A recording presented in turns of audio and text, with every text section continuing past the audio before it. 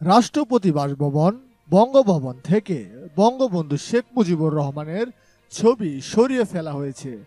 রোববার ১০ নভেম্বর অন্তর্বর্তীকালীন ৩ উপদেষ্টার শপথ গ্রহণের সময় পেছনে বঙ্গবন্ধুর ছবি নিয়ে অনেক সমালোচনা তৈরি হয়েছিল। সোমবার ১১ নভেম্বর দুপুর ১২টার দিকে উপদেষ্টা মাহফুজ আলম ফেসবুকের নিজের একটি ছবি শেয়ার করেন। ছবিতে দেখা যায় উপদেষ্টা শপথ গ্রহণের স্থানে দাঁড়িয়ে রয়েছেন। রোববার শপথ গ্রহণের পেছনের দেওয়ালে থাকা শেখ মুজিবুর রহমানের ছবি সরিয়ে ফেলা হয়েছে।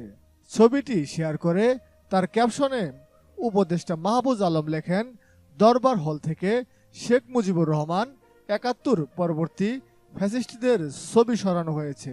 এটা আমাদের জন্য লজ্জার যে আমরা ৫ আগস্টের মতো বঙ্গভবন থেকে তার ছবি সরাতে পারিনি। ক্ষমা প্রার্থী। কিন্তু মানুষের জুলাইয়ের চেতনা বেঁচে থাকা পর্যন্ত তাকে কোথাও দেখা যাবে না।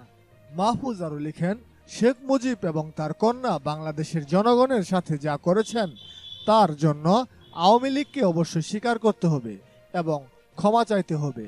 অগণতান্ত্রিক ৭২ সংবিধান থেকে শুরু করে দুর্ভিক্ষ, বিলিয়ন কোটি টাকা পাচার এবং হাজার হাজার ভিন্ন মতাবলম্বী ও বিরোধীদের বিচার বহির্ভূত হত্যা ৭২ থেকে ৭৫, ২০০৯ থেকে ২০২৪।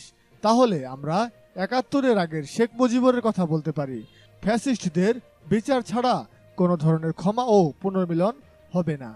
দর্শক, বঙ্গভবন থেকে বঙ্গবন্ধু শেখ মুজিবুর রহমানের ছবি সরানো সম্পর্কে আপনাদের কোনো মতামত থাকলে অবশ্যই আমাদেরকে কমেন্টস করে জানাতে পারেন।